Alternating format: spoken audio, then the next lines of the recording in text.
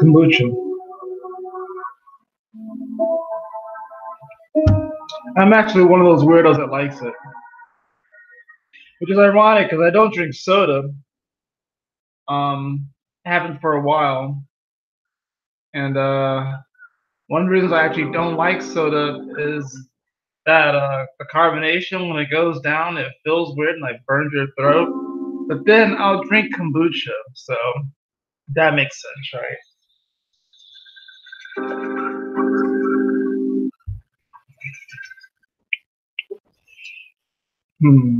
Oh no, come on. Ah, that's not what I wanted.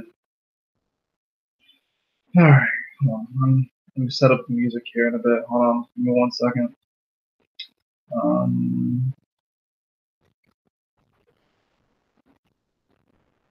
M&Ms. Oh, that's an ad.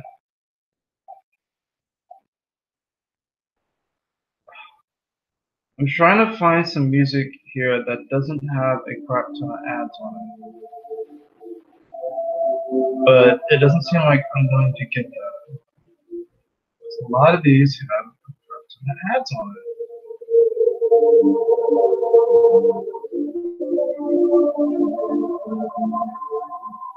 There's only one other solution to this issue here. Forgive me, we're about to start the video. Just give me 1 second. Actually, I do want to play a song for you guys real quickly. I'm thinking about it. Since it is Virgo season, let's play the Virgo song.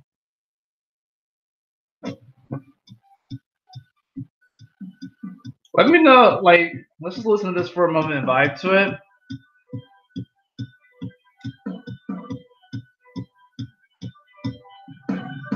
Touchdown, back in the backseat. Drive home, the sunsets behind me. Small town, wonder if I'll be back. Oh, I wonder if I'll be back. Honey, back where we had our first kiss. I got a dress, I know I'll make you excuse. Cause I'm only here for the weekend. Pick it up right where we left it. Let's go and make the time like old time. Pretend that I never left for one night. Cause we never skipped a beat out here. Yeah, I like my Pikachu pin here. Yeah, see him? Yeah. Kirby. I'm a nerd, so.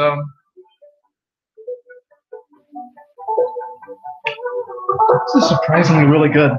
Like, I tried a new kombucha.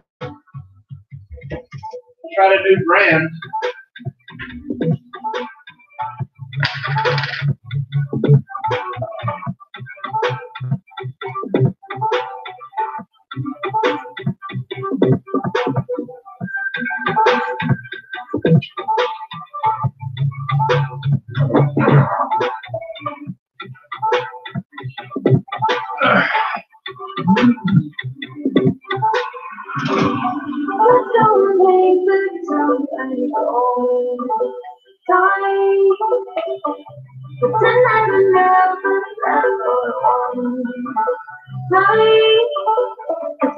Cosmic flower. It's a little bright here. I don't know if it's because of I wonder if there's a way to fix that.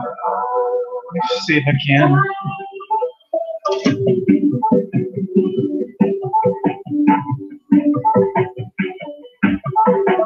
I don't know what the heck it's called.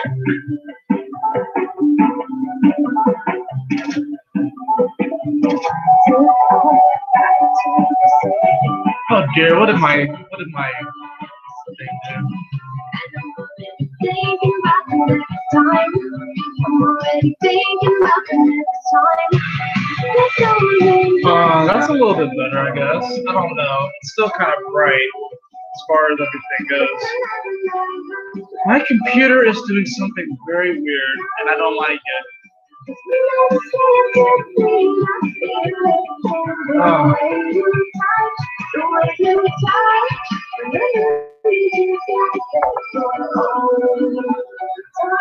Hello, Liz. How are you doing today? How are you doing? Thank you for joining. Hopefully, you guys can hear the music decently. Hope everything's working out. My computer was doing something weird, but it looks like it's okay now. So,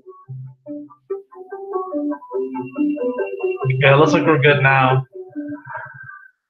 All right. All right, let me get something else going, and then we will get into this. I don't plan on being live for long. I kind of want to just come on here and hang out with you guys. So let's see what I can find. Oh, I love this.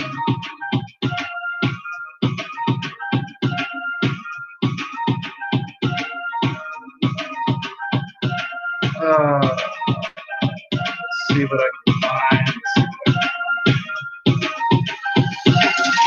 Give me 1 second, guys. I like having music in the background, so.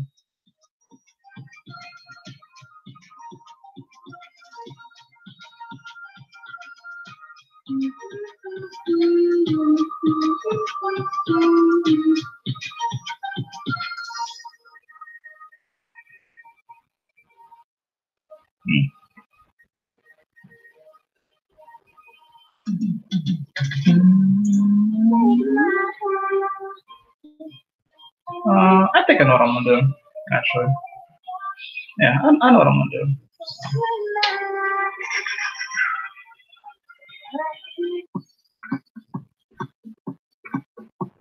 I'm doing fabulous. I got some Hardwell going on here right now. Finally get into this. We can talk about these energies.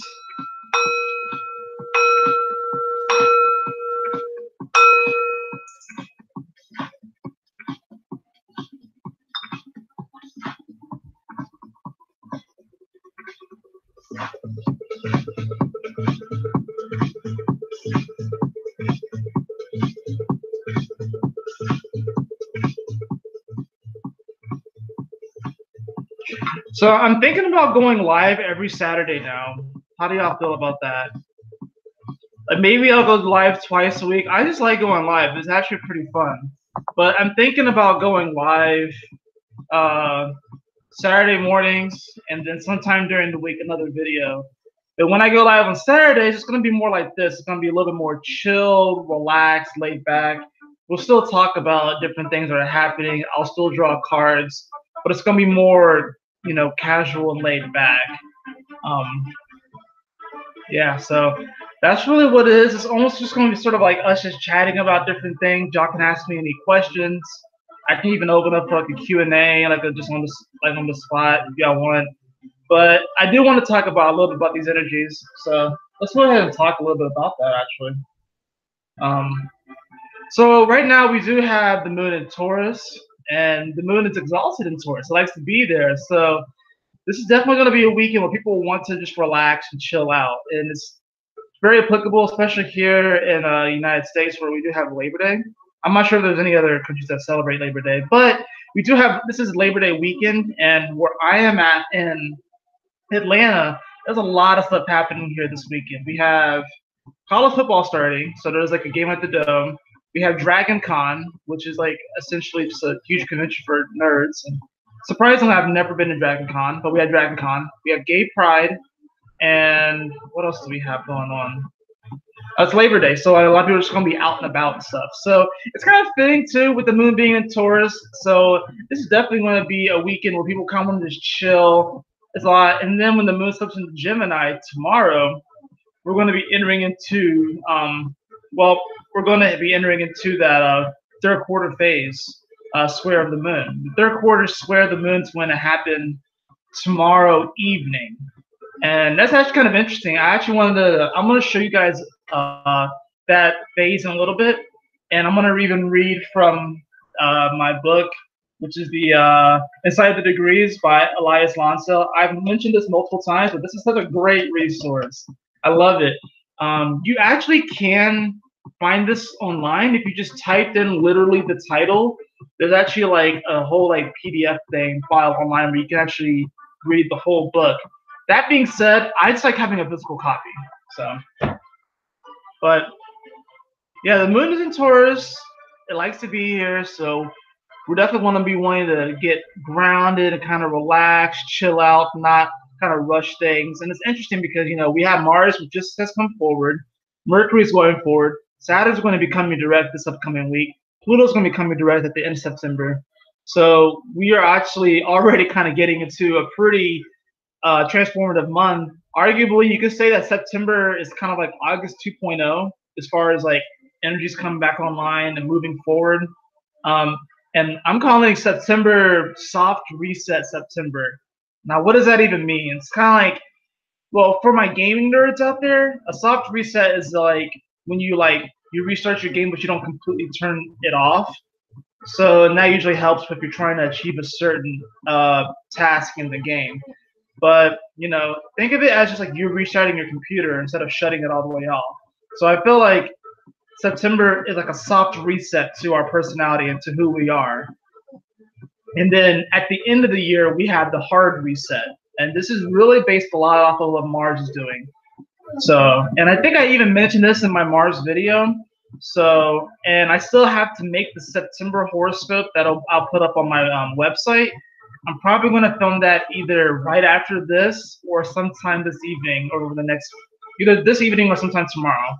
I'm a little upset myself that I didn't do it Thursday. I was a bum Thursday and did not do much of anything. And I even apologize because I didn't make the last 2 daily readings. But for me, it's like if I'm not really in the right energy space, I don't really like making videos. It's not like I don't want to. I just don't want to project that energy out onto you guys, you know. But I also know, and I realized this too yesterday, it's like, you know what? It's like I understand the importance of making a daily video, especially when it comes to astrology, because things are always changing.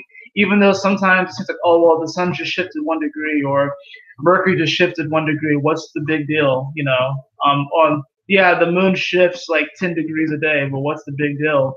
But it is a big deal. You know, every little moment counts. Every little moment is precious and is divine. So, if I happen to wake up, or if I happen to be like in a state where I don't necessarily want to do much, the least I can do, at least I feel, is push through for 15 or 20 minutes and make a video for you guys. You know, not every day is going to be a super high, like, vibrational day. Some days you're just not going to really be feeling it. And it's not even necessarily that I was in a bad mood. My energy just wasn't necessarily there. But you know, Michael Jordan played with the flu. So I mean, a lot of other people, they pushed through when they necessarily didn't want to. That's actually one of my lessons. Is like, it's not so much that I can't allow myself to relax and rest and recoup if I need to, and take time away if I need to. There are some days where I can make like 3, 4, 5 videos in one day, and I'm just like feel pumped up. There are other days where I don't feel like making one, but I'm going to do my best from here on out to at least try and make that one, at least for like the dailies and stuff like that, Monday through Friday. But that's just kind of where I'm at right now. Let's hop on over to the comments and see what everyone's talking about.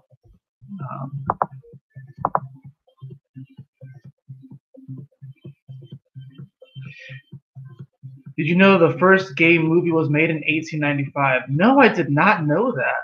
That's very interesting. That's very interesting. I wonder what it was called, actually. Do you happen to know what it was called? It's kind of interesting. Yeah, Gay Pride is happening. I didn't even know Gay Pride was this weekend in Atlanta. You know, I kind of want to go to it just to see it. I myself, you know, I don't. Here's some authenticity right here. I think everyone's technically bisexual. Technically, it's just some people explore further than others, but we all have incarnated as externally male or externally female, but we all have divine feminine and divine masculine energies within us. So really what we're learning is integration of these energies. So anybody who wants to express their sexuality in that way, all the more power to them. You know, we are all brothers and sisters in this. I'll go ahead and tell you, I do have man crushes that include Adam Levine. Let's see, who else? Who else are my man crushes? Adam Levine, Gerard Butler. I know that might be weird for some of you guys. Bradley Cooper. So I mean, I'll admit to it. So. But all the more power to you. You know. And the reason why you see a lot of people get upset about this sort of stuff, or people that do get upset about it, is because these individuals who choose to express their sexuality in that way, they're mirroring to these individuals that aspect within them, and then they're repressing it. Forgot about what it's called. I actually found out when I was looking up for a movie to watch. Okay. But yeah, individuals who are, you know, anti-gay, whatever like that. I'm not even trying to get into too many social issues, but since it's kind of being brought up, they're just reacting to the external, you know, proliferation of that aspect of themselves, and they don't necessarily know how to deal with it, because in many ways it's because we've been groomed as a society, especially over the last 2,000 years or so, to repress that aspect of ourselves. When there's plenty of examples in nature of what we'll call homosexuality, but if you really think about it, if everything is God, you know, this is really just a big game of God fucking himself, herself. So, don't even know where this came from. This just kind of came out of nowhere.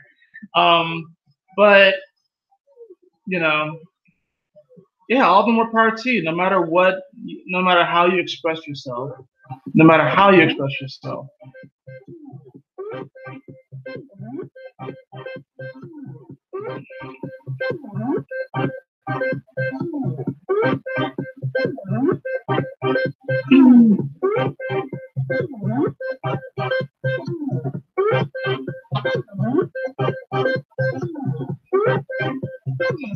It's actually kind of interesting now that we're talking about this. First lesbian movie was called Florida Enchantment, made in 1940. Yes, I agree with you on what you're saying. Thank you, Liz. Thanks for letting me know. But now that we're actually on this subject, it's kind of interesting that we're talking about this. Before I came on here, I was watching Steven Universe, which has become one of my favorite shows. And it was interesting because I was watching it at work one day, because I'm a server at a restaurant. It was towards the end of the evening, and they allow us to eat at the end. So it's like I use that time to eat, and I'll sometimes like watch, you know, Hulu and stuff, because I have a little bit of spare time. So I was watching Steven Universe, and one of my coworkers, which he's a pretty cool guy, we talk mostly about nerdy stuff, like Pokemon and whatever, but apparently he has some gripes with the show. And it was just kind of weird because he said that he didn't like it because of I think the lack of representation by the male persona or the male figure in the show, and that how essentially all the gyms, even though they're technically genderless, they're referred to as she's. And then it's like, you know, that whole interaction, the lesbian interaction when the gym spews and all that stuff. But honestly, it's a phenomenal show, and then I guess also it's the fact that the main character, Steven, he's a strong, but he's a very, very sensitive guy. He's a sensitive male figure. Like, he shows his emotions and stuff. So it's like there's that whole aspect too, where it's like, men, we're not allowed to express our emotions.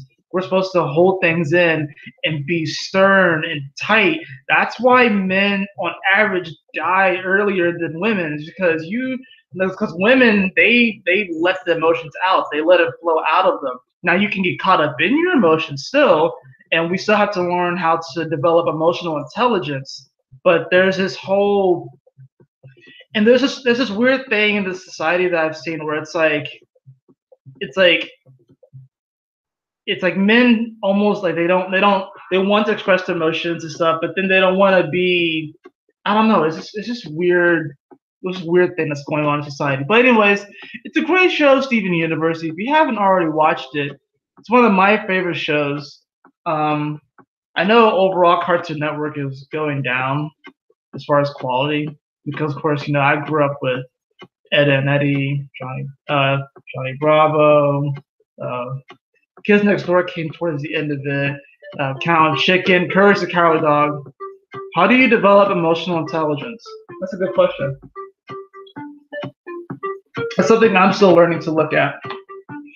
All right, so off the top of my head, emotional intelligence is not neglecting the emotions that you feel, but at the same time, kind of thinking through situations, and even thinking about how you would react to certain situations. And also, kind of just becoming aware of your reactions in general so that when another situation comes up that could potentially trigger you, you react differently.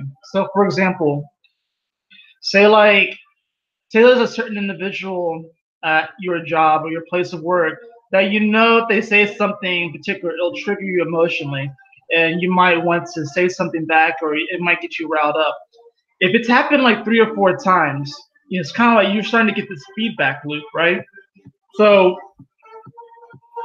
instead, what you really do is that you still feel the emotion, and you may even talk to that individual, but really, one way to develop emotional intelligence, especially, is to write things down, write out your emotions, write out how you feel, because then you won't have this backlog of information in your emotional body.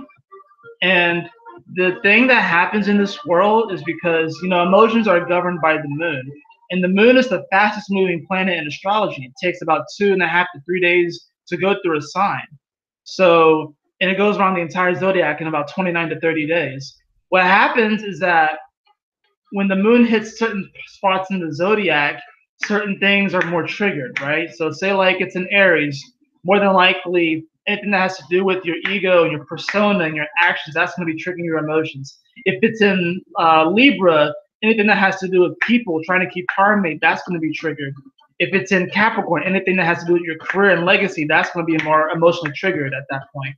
So what happens is that people harbor onto these emotions, and if you think about emotions as water, because the emotional signs are the water signs, what people do is that they try to hold on to this water. But then it's like the moon, say like something happens to an individual, and the moon, so let's just say the moon's in Taurus right now. And then the moon continues its transit. And then when it reaches back over to Taurus, they're still holding on to those emotions that they had from the last time the moon was there. But then it just compounds and compounds and compounds. This is the reason why I would like to say that emotional intelligence is, I'm thinking of Pocahontas. The thing I love about rivers is you can't step into the same river twice. It's like every time you step into a river or into a lake, the water is always moving. It's always shifting, right? So really what we're supposed to do is that we're supposed to feel the emotion. Oh, there's a hummingbird outside. We're supposed to feel the emotion and embrace it, but also let it flow. And this is actually one of the key themes and components that humans have been trying to work on for a long, long time. We haven't really gotten this yet. In fact, I would argue to say that we come to the earth to develop emotional intelligence and to master our emotions. Because emotions, if you think about it as the water signs, Cancer, Scorpio, Pisces, right? And these are very much so of the spiritual and etheric realm. I'm also thinking of a particular scene in Korra, which is based off of the Avatar: The Last Airbender series, where Korra, the main character, went to the spiritual realm, and she actually began crying. And then in the spiritual realm, you know, it's like how, like, if you're in like in a bad mood, and like a lot of those cartoons, like storms appear over your head, and it's like raining and all this stuff. What happened is that, you know, she was approached by one of the elders in that space, and he was like, you have to understand that in the spirit world, emotions are everything. Like, your vibe is everything. So if you're feeling upset, if you're feeling down, if you're going to cry like this and stuff, it's going to cause all of this upheaval. That's not to say that you're not supposed to feel that, but what we have to understand is that the spirit realm or the etheric realm, that which is not readily apparent to us, is still here. So if you allow yourself to get super riled up, at least by the same thing over and over and over again, other beings in the spirit realm are going to see that, and then that's how you get psychically attacked. That's how you get psychic vampires. That's how you get these dark entities leeching off your energy. So emotional, like I'm saying, like I'm not saying that you can't feel mad or you can't feel sad, you can't feel upset or disappointed, but emotional intelligence is this process of embracing your emotions, but not allowing it to take control of you and not allowing it to really dictate your experience, if that makes any sense. Like I said, I'm still learning this. I'm a sun in Scorpio in the 12th house. So, and I'm a moon in Pisces in the 4th house. And my south node is in Cancer. So like I am like really here to like definitely learn about emotional intelligence and how to work with these energies. And like I said, I believe that we come to Earth to master our emotions. Probably because once we get into those higher realms of reality, emotions are super important. Think about it. Emotion, energy in motion. I'm not the first person that said that, but it's energy in motion. So imagine if you're getting to like the 5th, 6th, 7th dimension, and so they're trying to master them now. That's why I'm in therapy. Dealing with emotions is difficult. I have trouble with my emotions taking over me. I'm in the same boat. Don't get me wrong, Liz. Like I'm in the same boat. Like I've gotten better, but so for example, like I would do this thing where I would manipulate a situation and then I would make myself into the victim. And like one way that I reacted is that I would fight myself. That was the thing that I reacted. Like if I got really riled up, I would actually self-inflict. I would fight myself. I would bang my head on walls. This was when I was younger. And when I say younger, I mean like I did this up until like, when was the last time I banged my head on the wall? It was probably in my early 20s. I'm 26 right now. The last time I bit myself was like last year, I think. Like, so it still happens. So yeah, mastering emotions is tough. And especially in a world where we have repressed the feminine energy so much, and since the water signs are inherently feminine energies, we repress the feminine energy so much that we don't know how to embrace our own emotions. So if you think about it, the feminine energy is receptive energy. We don't even know how to receive our emotions because you gotta think about it. Emotions, it's a signal, and we're receiving it, right? When you're happy or you're sad or you're disappointed, you're like a receiver and it's letting you know what your vibration is. It's almost like a delayed reaction. It's almost like a buffer effect where you could be in a certain mood and then, or you can be going about your day and suddenly you're happy, or suddenly you're upset. The interesting thing about it is that you're just receiving it in that moment. It's actually a delayed reaction.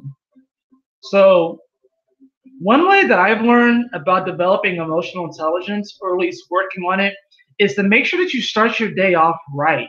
Starting your day off right is so very important.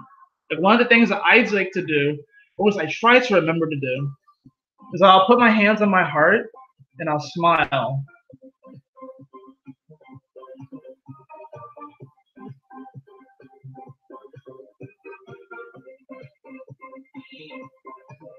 And that's a powerful way. Like you want to start your day off right, because if you start your day off right in the right vibe, you're more likely to, when you encounter certain situations that might trigger you, you're more likely to be able to go with the water instead of, what happens is that a lot of people dam up, that they have dams on their emotions. And then like these dams, they have cracks and crevices in them. And people are trying to duct tape these dams back together so their emotions don't flow out. And this happens to everyone. So, and Liz, it's amazing that you're in therapy. More people should be in therapy. I should be in therapy. I've been meaning to get therapy myself. I think everybody should. There's nothing to be ashamed about for that. There's absolutely nothing to be ashamed about for that. Because dealing with emotions is difficult. We're learning how to, and like I said, it's energy in motion. We're energy in motion. So it's like we're learning how to work with these energies, move them, morph with them, work with them. It is difficult, but you absolutely can do it. I believe in you. So, like I said, it is tough. to master emotions. And another way to develop emotional intelligence, I would say, is to look at your moon sign and to look at what house it's in, because then you'll kind of know really where your base is. Let's say, like, all right, so for example, for me, my moon is in Pisces. So this means that honestly, emotionally, I get triggered by all of the sensations that I feel around me. Which is already tough. Like I love my moon in Pisces, but it's honestly a big troll because I can get triggered by the smallest freaking thing because I'm so freaking sensitive, and it's in my fourth house. So this takes it to another level to where it's like I feel like everything should be my family, and I feel like we should all be one. And I had this deep compassion and caring nature, but then since I can get set off by so many freaking things, it wants me to close off. That's why my sun is in Scorpio in the 12th house. It's interesting because it's like it's funny because the sun illuminates everything, but then having it in the hidden zone in the 12th house and Scorpio no less means that for me it's not necessarily the best thing, but sometimes I deliberately won't express my emotions because I don't want to hurt other people. So it's like I'm protecting myself and protecting other people. And a lot of times it's because I'm trying to figure out what I'm going to say before I say it because I don't want to make sure that I upset people. But that's something I'm still working with. So as far as your emotional intelligence, you definitely want to look at where your moon is and what house it's in, and of course if it's making any aspects to certain planets, stuff like that. So for me, what is my moon making? I don't think my moon's making too many aspects technically. It's opposed my midhaven, but it's like a 7-degree orb.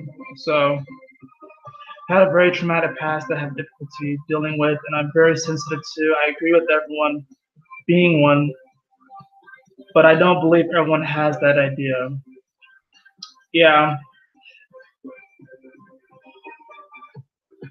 Well, Liz, I most certainly do wish you the absolute best and everything, and I believe that you can make it through. Um, so I don't really know your situation. I don't know your past, but I will send loving energy to you.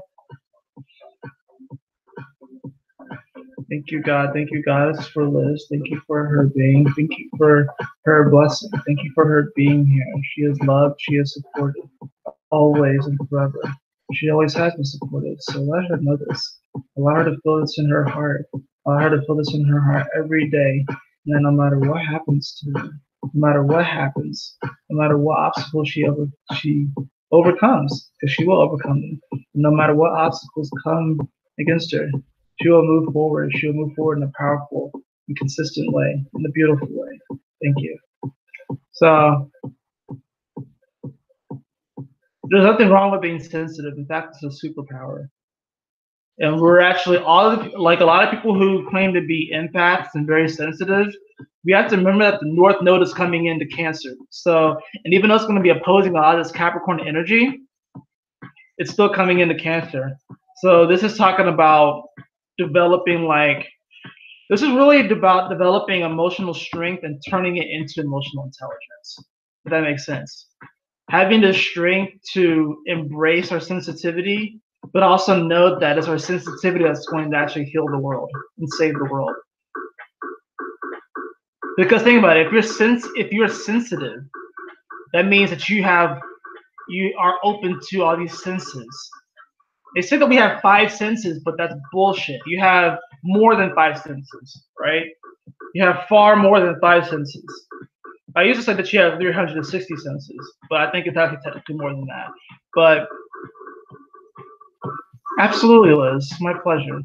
We're all in this together. But if you're sensitive, that means that you are actually opening up to going beyond your 5 senses. And the issue that people are having is that we have been taught that we've only had a certain amount of senses, and we're like repressing our ability to open up and receive these downloads from the universe. That's what's happening, is that people are afraid to open up. You know, I'm afraid to open up, but there's something wrong with that. Something wrong with opening up. There's nothing wrong with being sensitive. It's your superpower. It's your superpower.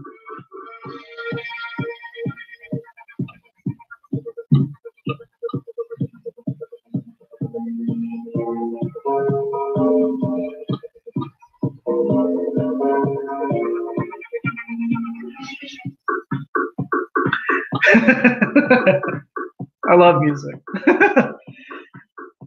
Music is a very good way of channeling your emotions.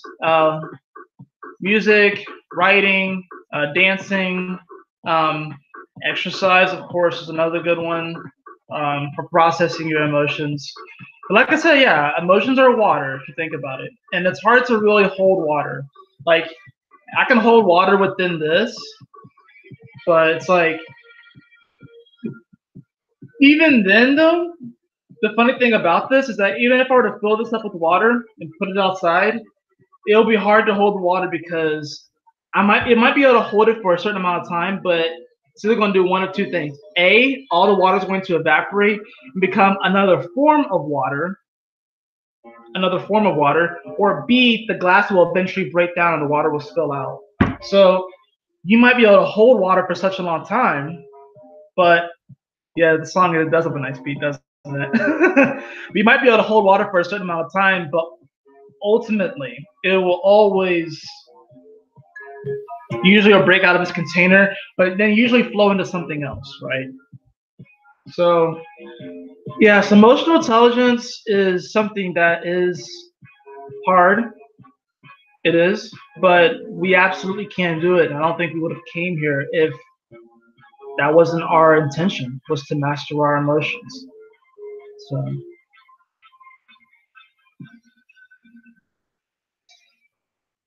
like I said, the moon is in Taurus though right now. So like I said, like emotionally right now, we are feeling a little bit more exalted right now.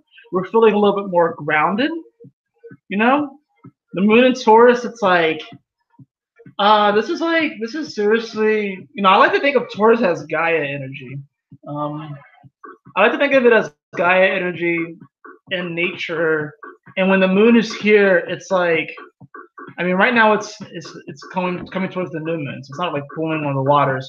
But I don't know. I have like this image of like, it's like you see like a waterfall coming down. Like say I don't know why I'm just getting this image right now, but say like you're in like a forest, right? And there's like this stream and this river that's like barren, right? There's no water in it. But then suddenly, after so much time, you just release. This would actually be a good meditation. So it's like, say like you're in a forest and you see like this carved out river, but it's not there anymore. And you follow the river, and then you find this cliff, and then you see that there's no water here. But then you suddenly just hear this rumbling, and it's just kind of like a slow hum. And then suddenly you just see water starting to trickle down this cliff. And then slowly, more and more and more and more and more water comes down until the entire cliff is engulfed in the beautiful stream of cerulean blue water. And as it cascades down the cliff, it begins to fill up that gorge that was just empty. And then you get excited, so you follow the gorge. You follow that river, and it begins to veer off into multiple different streams and tributaries. And you follow one of them, and you find this lake. You find this beautiful lake that's starting to just fill up with this beautiful cerulean water. For some reason, there are not so many trees around this area. It's like they're encircling this lake perfectly, almost as if you were meant to come here. And then, like in the canopy, there's like this little spot where the sun is just shining through, and it's beautiful. This was a lake that you were meant to bathe in, to be soothed in, to be restored in. You step into the lake, and as soon as your first toe touches the water, you feel this sensation that runs up through you that begins to clear away all of these impurities, all of these doubts and fears and worries. And even if just for that moment, it's all gone, that moment is powerful enough to propel you into the future. And as you immerse yourself into this cool, calm, yet surprisingly warming and hugging lake. You feel this water just cleaning you out. All your pores, all of the doubts and anxieties just pour out from you. And you feel renewed, you feel refreshed, and you're just happy that the water has returned. And truthfully, this lake has always been here. But sometimes we forget to allow ourselves to express, to allow our emotions to be. Sometimes we forget, sometimes we hold on. There's nothing wrong with holding on, but we also have to let go. And this lake is teaching you the art of letting go. And even though things may happen, even though you may feel a certain way, you can let go. And it's by letting go that this lake fills up. It's by letting go that this beautiful pond of restoration fills up with this beautiful, serene, restorative water, reminding you that it's okay for you to be you, for you to feel all of the things that you feel. But just remember that if you just let go and allow, you will be okay. You will be safeguarded. You will be one. I have no idea where that came from, but we're just going to roll with it. I have no idea where that came from, but we're just going to roll with it. This is one of my favorite songs by Hardwell. I'm actually going to start it over. We're going to jam to this, and then we're going to get to the cards.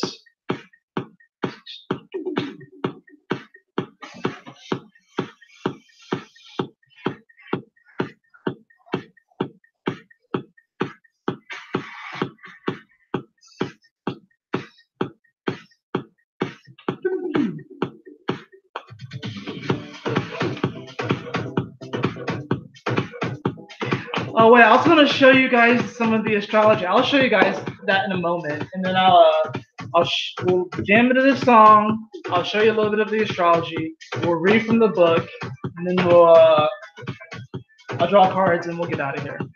What is this song called? This song is called "Passion" by Hardwell. It's a great song. I've been listening to it for a while. Hardwell actually was recently in Atlanta, and I missed him. This is part of the reason why I want to be self-sufficient and do this full time, because I want to be able to make these shows, and a lot of times I'm working. So, if you guys will excuse me, I'm going to run to the men's room, to the little boys' room, but enjoy the tunes. I will be right back, my beloved.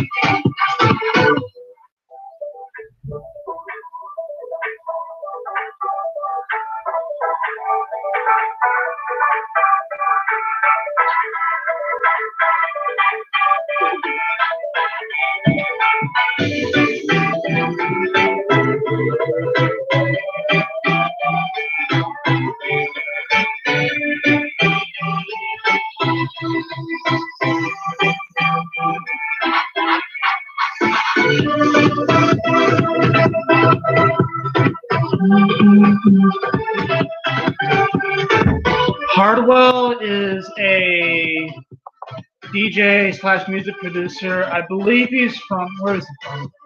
Somewhere in Europe. I can't remember exactly where he's from. But yeah, he's a DJ from Europe. Freaking awesome. Like I said, I recently missed him. He was just here, but things happen, so. Alright. Coolio. So I'm about to show you guys here in a moment a little bit about the astrology, but let's share the screen here.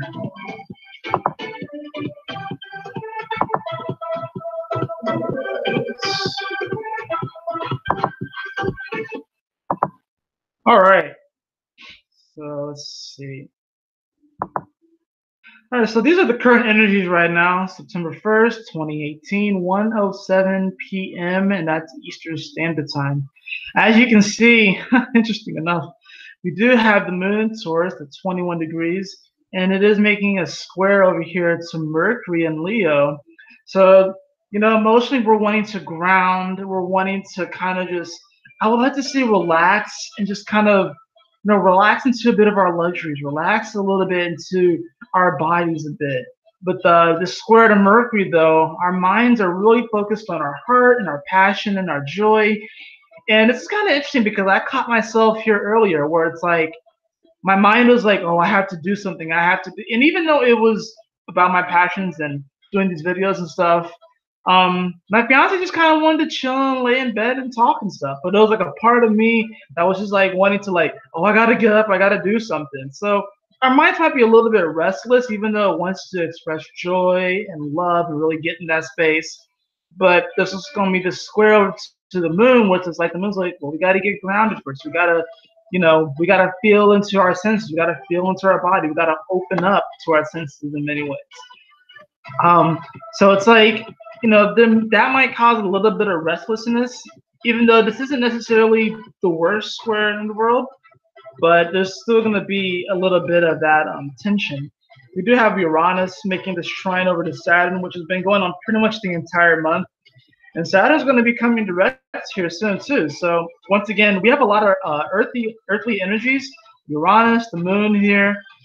Mars, which is now forward, even though it's going slow, but it's forward. We have Pluto, we have Saturn, and we have the Sun right here in Virgo. And it's slight, but it's also beginning to make this opposition to Neptune, which is going to make things simultaneously psychedelic, but simultaneously super real. And that, you know, for some people, that might not be the best thing. Some people want to escape into their own world, their own fantasies. There's nothing necessarily wrong with that, but we do have to kind of get real about things as well. So I'm gonna move this forward until the new moon phase. So not the new moon phase, but the third quarter square of the moon. So as we continue this forward, we do have the moon, and you can see that it's going to make this trine over to Mars. And this is really, of course, going into September 2nd, this trine over to Mars. So emotionally, like I said, we're wanting to get grounded, but also wanting to establish a foundation that we can act upon and kind of build a legacy. We also have, of course, this trine happening between Neptune and Jupiter, which has been happening for a while now, and it's loosening, it's weakening, but we still can utilize these energies. It's a 2-degree orb, but Jupiter is a large planet, so you can kind of give it a larger orb. I like to give it a larger orb, but especially with the trine like this, and especially since Jupiter is a esoteric ruler of Pisces, we should still utilize this, where it's like, yes, there's a lot of energies in the earth signs wanting us to get grounded, wanting us to be realistic, wanting us to organize, but don't, you know, compromise your dreams. Don't compromise your magic and your imagination. Believe in yourself and still move things forward, and know that you absolutely can expand your horizons, expand upon your boundaries, and to establish, you know, this belief in yourself that you absolutely can have your dreams. Your dreams are absolutely a reality. You just have to kind of come up with a way in order to achieve them. You know, it's not so much that, like, you can believe you're going to win the lottery, but if you don't buy a ticket, you're not going to win, right? So it's like, you can believe in your dream no matter what it is, but if you don't take some type of actions towards it, if you don't have some type of plan, it's not going to manifest. So you have to meet the universe halfway. So the moon here is going to shift into Gemini in the early morning on September 2nd. And when the moon is in Gemini, it's the moon, actually, I've kind of grown to like the moon in Gemini because even though emotionally we can get triggered more by our thoughts, but it's kind of interesting because Gemini is very curious and wants to know. It wants to know information. It wants to know facts. And it wants to know all these different things. It might not be as detail-oriented as Virgo, but it definitely wants to know things. It's curious, right? It's kind of like the student of the zodiac, and it's really eager to learn. So when the moon's here, we're going to be kind of eager to wanting to connect with other people emotionally. This sextile over to Chiron, it's like, even though Chiron it's in the sign of the self and the ego, it's like we're still like eager to kind of learn about each other, to learn from each other's mistakes and flaws. But hopefully we're to a point where we don't have to put anyone down for their supposed flaws or quote unquote negative qualities, which is all just perception. But hopefully that we can actually embrace each other and learn from each other and grow with each other. It's a sextile, so it's meant to be a harmonizing energy. So to move this forward, I'm going to move it to that third quarter phase. It does make a sextile over to the north node too. I passed it, but it does make a sextile over to the north node, and it also trines the south node. So even more so, and we can actually even just take it back to that point, just to kind of show you all real fast. All right, so you see that we had the sextile over to the north node, and we have, it's not shown here, but it's also trining the south node. So once again, this is even more so about us opening up to each other, opening up to, it's like, you know what, yes, we've been through things. We all have certain behaviors or actions that we don't necessarily agree with, but maybe we continue to do them. But we do want to come into our higher selves. We do want to get better. Overall, we are geared towards becoming better. Like, no matter what anyone says, and this is an interesting thing that I'm about to say. The people who use either their religion or their views or political views or whatever like that to kind of downgrade other people, a lot of it honestly is, and almost like not a lot of it, all of it is still coming from a place of love, because even though these individuals might be trying to convert others into what they believe is best, it's just like a parent who's like wanting something for their child, and maybe the child doesn't want it, but the parent still wants it, and it's coming from a place of love because that's what they think is best. So it's not like these people are trying to steer people wrong by wanting them to convert to whatever beliefs that they want. They're trying to steer them right. But what these individuals have to realize is that everyone is unique. Everyone has their own unique experience.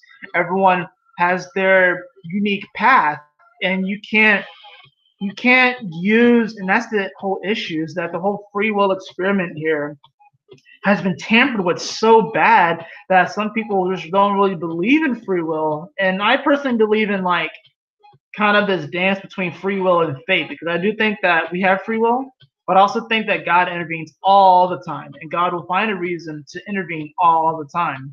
But what's happened is that a lot of people feel like their free will has been impinged upon, so they don't think that they can do anything. They don't think that they can achieve their dreams because there are certain individuals out there that have obtained a certain amount of power, whether it's political, whether it's financial, whether it's mental and emotional, I would say, even spiritual, to where they degrade certain individuals and try to convert them to their way of life, their way of being. But ultimately, it's not like these people are trying to steer them wrong. They want them to be saved. They don't want them to, quote unquote, go to hell, if you believe in that stuff. But we all have our own path. We all have our own journey. So it's about accepting each other and embracing that, and understand that we each are unique.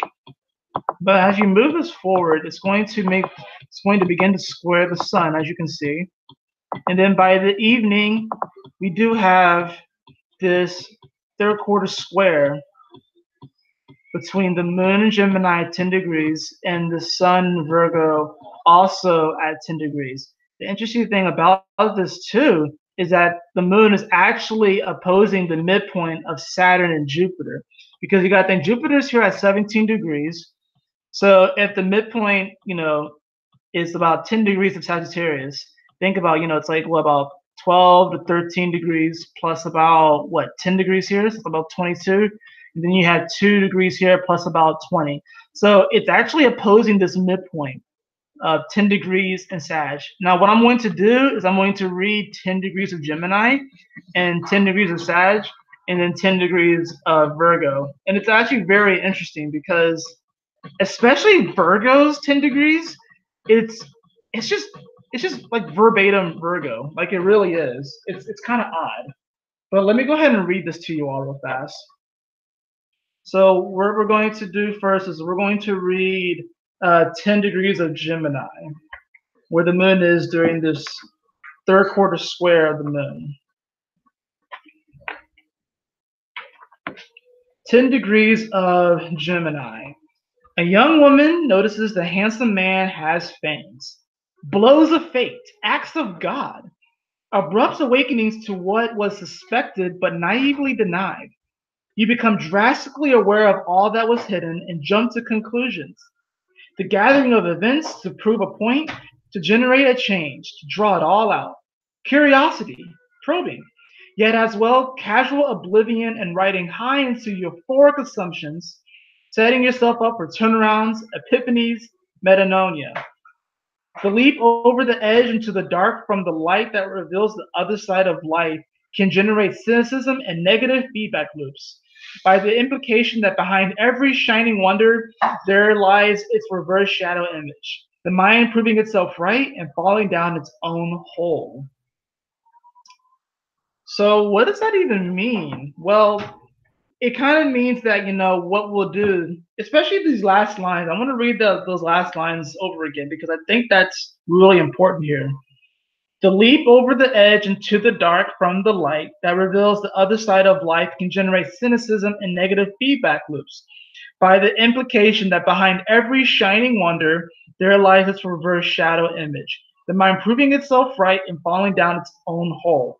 So this is about kind of setting ourselves up for failure, and I even struggle with this, where it's like something good can happen, but then our mind's like, oh, if something good is happening, that means that something bad's soon to follow. And I think this is a huge issue with humanity. I don't think we have an issue of crawling out of holes, crawling back from the brink of destruction. But at least over the past 2,000 years, we have had an issue at sustaining peace, at sustaining love, at sustaining the light and happiness and joy and compassion. Yeah, we can have moments of peace, but we usually fall into some sort of disarray. But humans are very hardy creatures. We always seem to pull ourselves out of these ruts. But can we actually sustain peace? Well, that's the thing, though. We attach so much to the mind and we project into the future that if something good is happening to us, something bad has to follow. And that's the issue. Because, yes, there are ebbs and flows in life. There are ups and downs in life, absolutely. So, yes, you can safely say that something good happens, something bad could happen afterwards. But it's really all about your perception, and that is the key. The other key is that you are not your thoughts. Well, so many people, and I do this too, we attach so much to our thoughts. We attach so much to our thoughts, and we think that we are our thoughts. So we have thoughts. We receive thoughts. We aren't our thoughts. So, but that happens though. It's like the moon in Gemini, like it's wanting to uncover things, right? It's curious. But a lot of times what happens, like I said, if something good happens to us, we worry about, oh, that means something bad's going to follow. And it might be bad, but also it's just your perception. And how many times you can go back and look at your life. How many times were you worried about something bad happening? And then you look back on that in like a month or 2 or 3 months or even a year, you'd be like, why was I even worried? It wasn't even that bad. A lot of times that's how it happens. It's not even that bad. So let's read Sagittarius 10 degrees. The midpoint that the moon is actually, the midpoint of Saturn and Jupiter that the moon is going to be opposing. Now you got to think Saturn is the planet of hard decisions, the planet of trying to plan things out. It's in Capricorn where it likes to be, but it is retrograde. And Jupiter is coming forward, and it'd rather be in Sagittarius. I'd rather be there. That's where its home is, but it's still in Scorpio having to uncover this darkness and bring a light to it. So let's read Sagittarius 10 degrees real quickly. A star turning many different colors, bedazzled by the lights, intoxicated with the display, amazed and stunned by the spectacle. You are your own audience, your own accompanist, and your own shadow catcher. Prone to excess in all things, in a release of spirits unending, becoming roles, worlds, ways of presenting self, taking karmic episodes of the past and replaying them in another variation. Given over to the senses, body charged, chaotic and commanding, taking life through all its shifts and nuances with easy and spectacular capacity, you feel somewhat at the mercy of the shadow that comes back to haunt. Effortless grace and subtle burnout. But there's more than this, and it will not come unless this does not consume itself and make way for the unknown as the only place to go when the excitement wears off. This is essentially, and this is going to be a very lame example and a very nerdy example. This is essentially like an individual playing a video game campaign 10 times and expecting a different result, but it's just kind of played out differently. Like it's slightly different, or you might use a different character, but the ending is usually the same. It's just in a slightly variation. But we're moving into a new world, into a new reality. Think about it. The galactic center point is in Sagittarius right now. And if you really think about it, the galactic center point is actually making a sextile over to Venus right now. And it's also making a trine over to Mercury right now. So, if you really want to get into it, it's making a trine over to Chiron right now, even though it's like and then you can give it a big orb because the galactic center point's at like, 26, 27 degrees of Sag right now? Chiron's at, actually, no, it's not making a trine over that. It would be more of actually a square because Chiron's closer to Pisces, which makes it even more mystical. But yeah, this is essentially us playing out the same roles over and over and over again, but now we're ready to push it to a new world, to a new future. Now, let me read Virgo, and then I'm going to get to drawing cards. And probably what I'm going to do is I'm going to just draw for the elements. I'm not going to draw for each sign. I'm going to just draw for all fire signs, then all earth signs, all air signs, and all water signs. But let's real quickly, let's read, if I can find it, let's read Virgo, 10 degrees. Where are you, Virgo? There you are. Okay. A pincushion. Turning yourself into an object of common use. You literally and mentally take on the maintenance and the minor and the mediocre to keep the outer mind preoccupied. Meanwhile, deeper inside, you are far elsewhere by being efficient, productive, helpful, and exemplary. I like that word, exemplary. In outward behavior, you make very sure to throw everyone off track and keep your world at bay. The inner one is connecting with worlds that are best spared curious prying. The innocuousness, I can't say that word, the innocuousness and the miscellaneous doing good are laid on thick. The inner life burns with so many possibilities, each one of which is nursed along, keeping the flame alive. Even though the maidenly outer one is so good at pretending that there is nobody here, but we good people doing our best to keep everything going neatly and splendidly. I kind of think of this pincushion honestly as a voodoo doll being poked by God. And I think that this third quarter square of the moon to the sun is kind of like God poking us a little bit. Kind of trying to wake us up. It's like, hey, you've done this before. You played this role before. It's time for something new. It's time to explore all of those amazing worlds that are within you that have been incubated and nursed along for such a long time. And they're ready to be explored. They're ready to be opened. They're ready to be manifested. But we have perpetuated on ourselves this fear that we can't explore these areas of ourselves, that we're somehow are disallowing ourselves to do that. If you think about it, Scorpio in many ways represents taboos. It represents caution tape. But Jupiter is the planet of expansion. Jupiter is literally like you walking through the woods and you see caution, don't pass this area. And you realize Jupiter is like, well, I'm going to go over there because that's where the adventure is. And we've kind of done that to ourselves. We kind of have stunted our own spiritual growth because each and every one of us have so many unique, beautiful, interesting characters within us and worlds to explore that have still been maintained by God, Goddess, the universe. They've still been incubated. They have not been forgotten, but we have forgotten. And now this is us reminding ourselves to kind of wake up. And God is kind of like poking us like, hey, you have this superpower. You have this superpower. You have this superpower. You have this superpower. So this is really about us learning to express and really step into that space. So.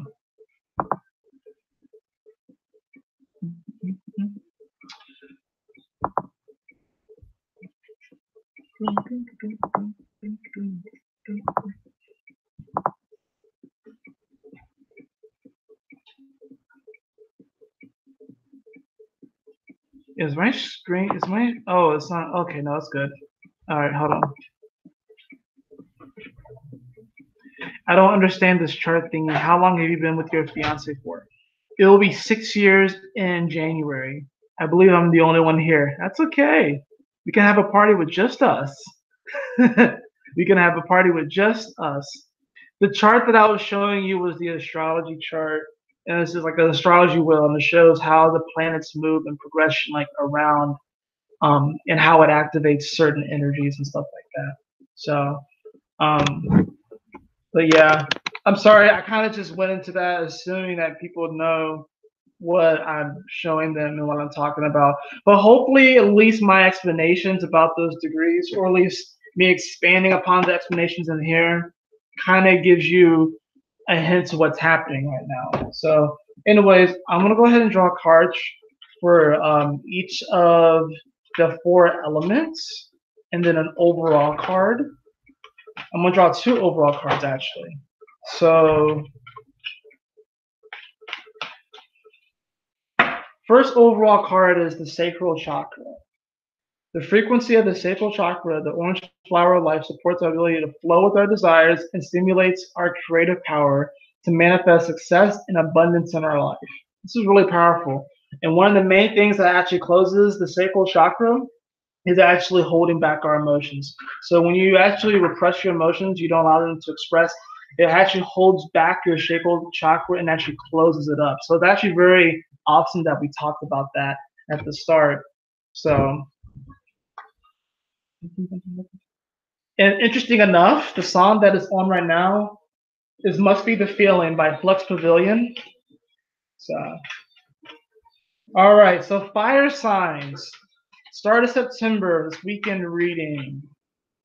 Soft Reset September, which is essentially August 2.0, another powerful transformative month. But fire signs, the card that I have for you all, we have the 4 of Wands in reverse. So this isn't bad. Even when this card is reversed, it's not bad.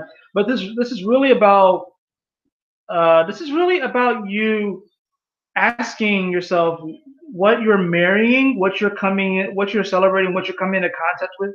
I think of the 4 of Wands as the marrying card. When 2 people actually get married, they're having a celebration. But you have to ask yourself, are the energies, the situations, the people that you're marrying, whether you're doing it romantically or you're just coming together, it could be a job, it could be family, whatever it is, are they conducive for your growth, for your spiritual growth. So that's really what's being called into question this weekend. And you're really just you're going to be wanting to celebrate, of course, especially since Mars is going forward. So a lot of the fire signs are showing that. Mercury, of course, is going forward. So yeah, a lot of the fire signs are definitely wanting to move forward and wanting to celebrate, but they still have to be discerning about whether or not situations that they are marrying are good for them, conducive for their evolution. Earth signs.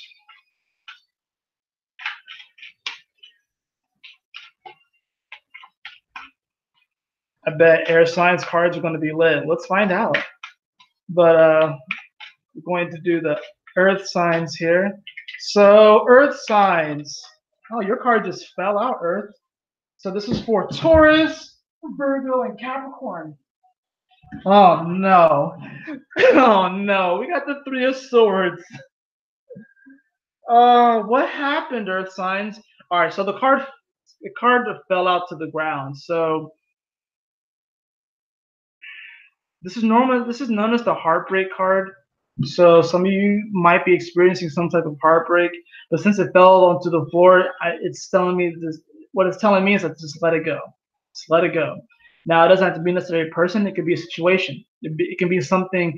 It can be as simple as you having a disagreement with a family member or someone, and it might actually break your heart a bit. And of course, the moon is in Taurus, so all the earth signs are going to feel this because the moon is trining their energy right now. But this is about letting go of whatever that is. Some of you might still be heartbroken over a relationship that ended 6 months ago or a year ago. And it might have been a very powerful relationship. It might have been a very karmic relationship. But it's time to let go and move on. Just because of the nature of the card, I'm going to draw another one. Wow, we have the Ace of Wands. So, but any of you romantically that might be going through a breakup or might have went through a breakup recently, you're about to manifest a new relationship with the Ace of Wands. For those of you who that might not be applicable to, because this is a general reading, know that you have the power to change your situation, and know that you have the power to really manifest anything that you want. So try not to feel too glum about it. Try not to feel too down about things. Things are turning around for you, Earth signs. So, all right. Air signs: Gemini, Libra, Aquarius, Aquas.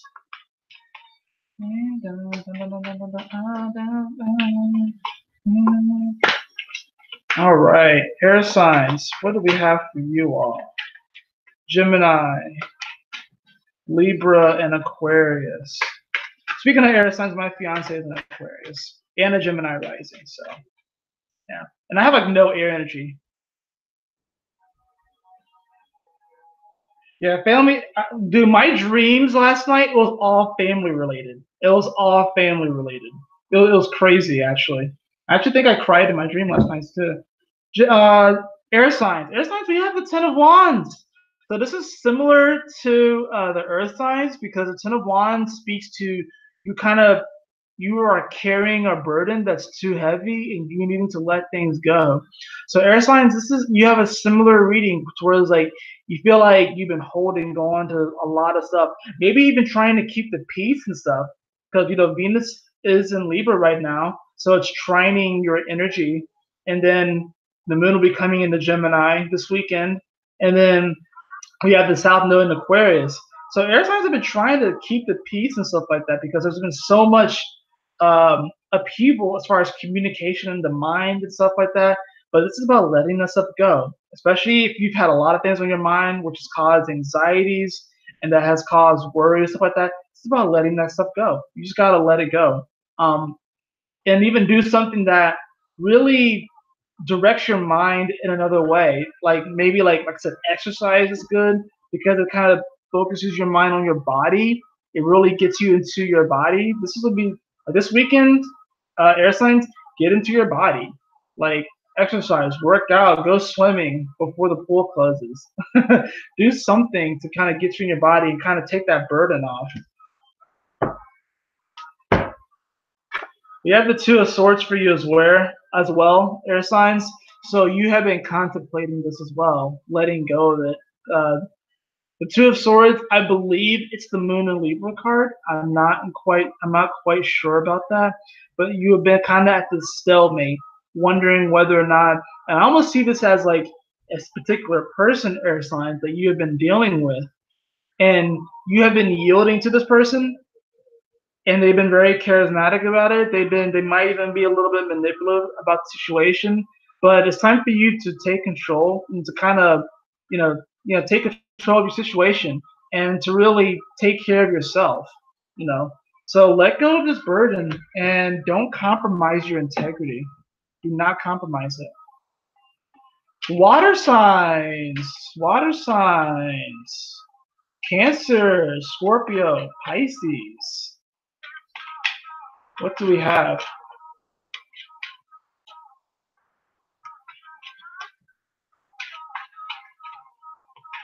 Question about signs. I was born 4 months prematurely. Do I have two different signs? I was born in February, but I'm supposed to be born in June, and definitely letting go of negative stuff. No, you're the sign. Well, technically, if you want to get technical, we're all the signs. You have energies of all 12 signs, Liz. But if you're born in February, that means that you're either, well, it depends on when you're born in February, right? So that makes you either an Aquarius or a Pisces. No, you are who you are. Wherever your sun is, that's what you are. You might have been projected to have been born in June, but your spirit decided to incarnate at that particular time for a reason, because those are the energies that you are meant to express and work through in this lifetime. But if you want to get technical about it, and if you want to get hip about it, you're all 12 signs because you have 12 houses.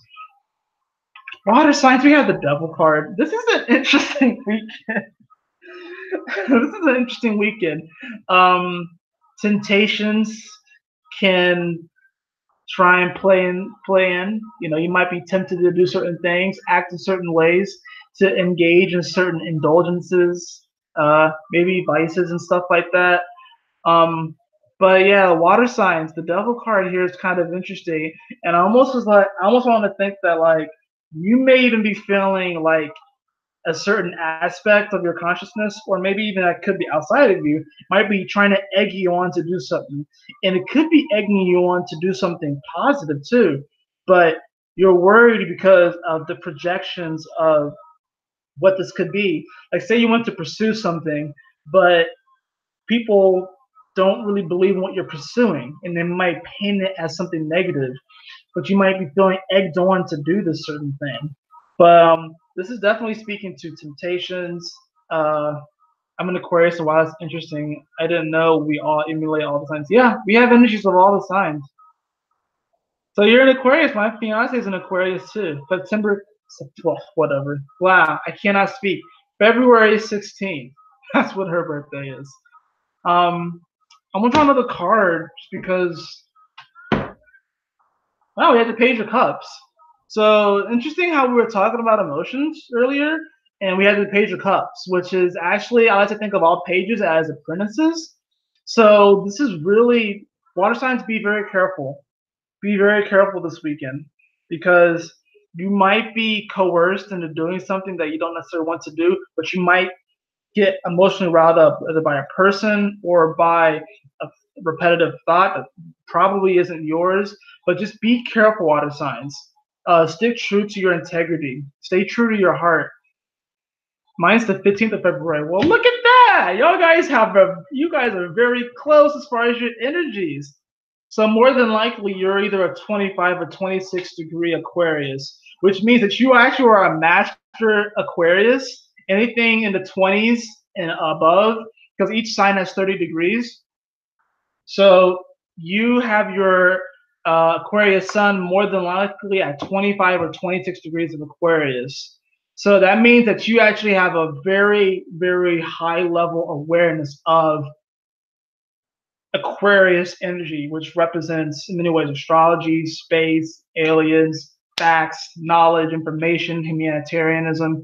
And I'm going to guess, since it's I'm probably guessing it's probably like, depending upon when you were born, actually during the day, as well. But yeah, you actually probably are a library of information, Liz. Like you already have so much information and knowledge that you're really starting to unlock it. Think of it like Aquarius. I like to think of it as a library. And since you are like in the 20s, it's almost like a library the size of like, I don't even freaking know, man. I'm trying to think. I can't think of it like a stadium. That's not even big enough, honestly. Just know that you carry a lot of wisdom within you. And we are going into the age of Aquarius.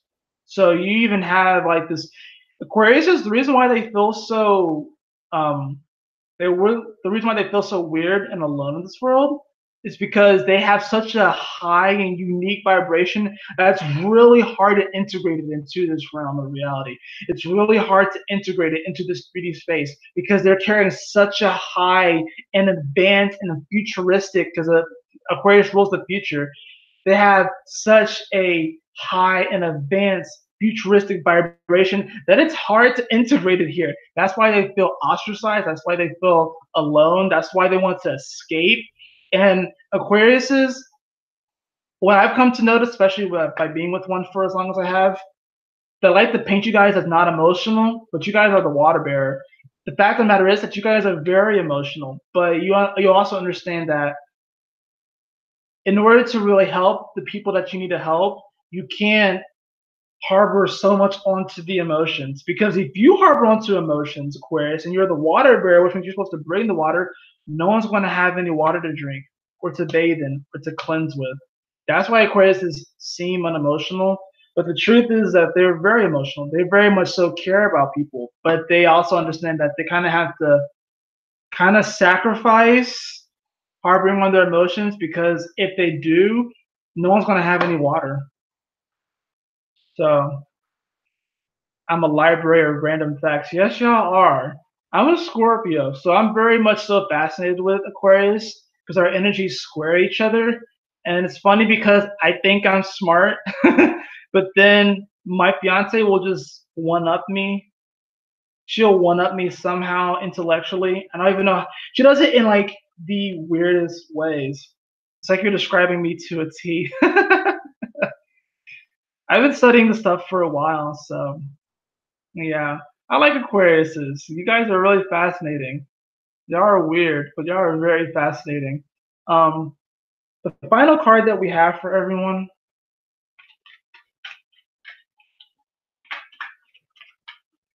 Final card that we have for everyone is allowance. This is perfect.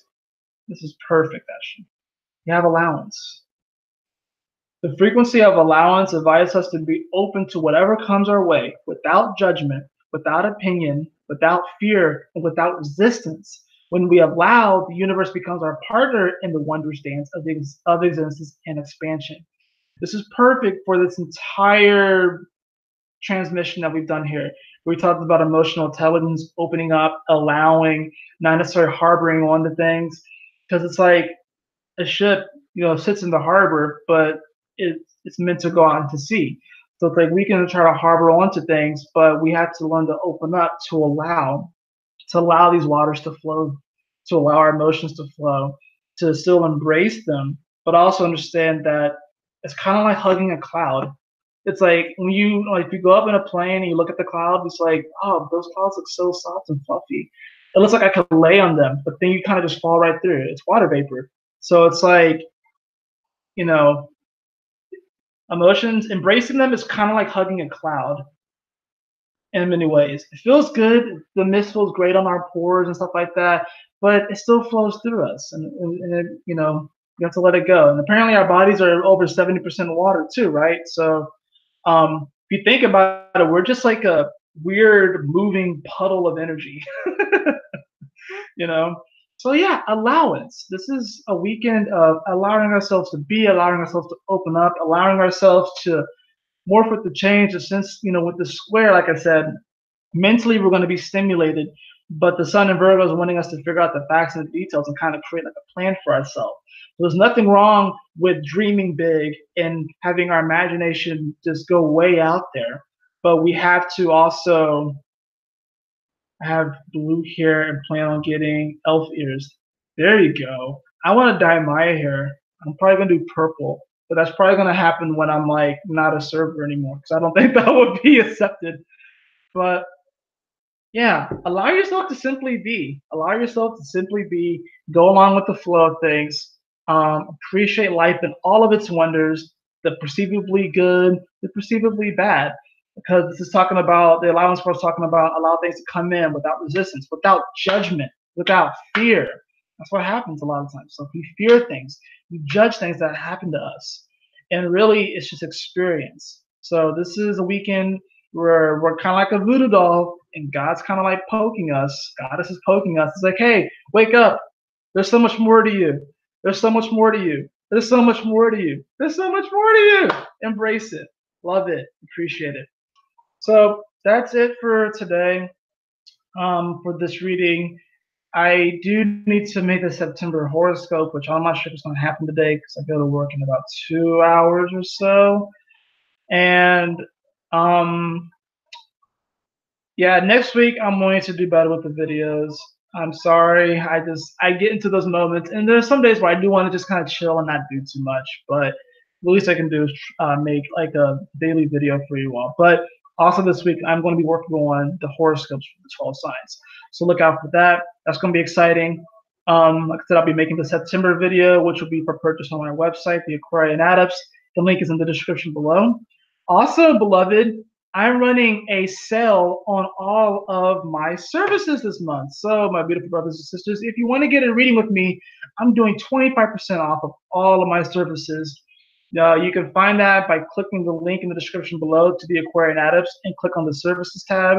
The price that you see there, that's my discounted price. 25% off of all of my services, the tarot readings, astrology readings, different intuitive services. You can even work with me extended for 3 months or 6 months if you prefer. So also, if you just wanting to get to know me more or have any questions, just email me as well. I'm not sure if I have my email in the description below, but I will put it down there as well.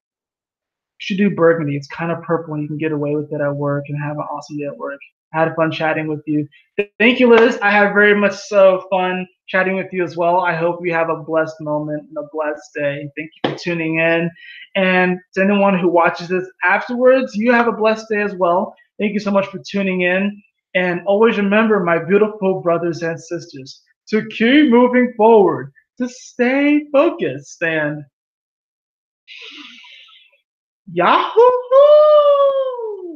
Smile up.